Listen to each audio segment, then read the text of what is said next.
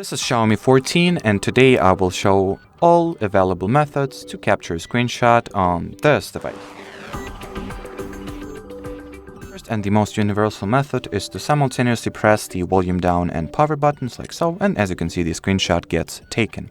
Or you can also use a very handy gesture, that is the 3-finger swipe down like that, and as you can see the screenshot gets also taken.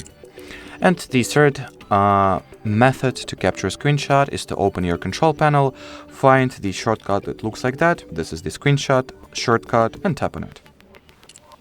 Now, if you would like to find your screenshots, just open whatever gallery app you use, your daily drive, and find the screenshots and screen recordings folder, and you'll find them here. Then, what else can I say? You can also go into settings, here find the screenshot,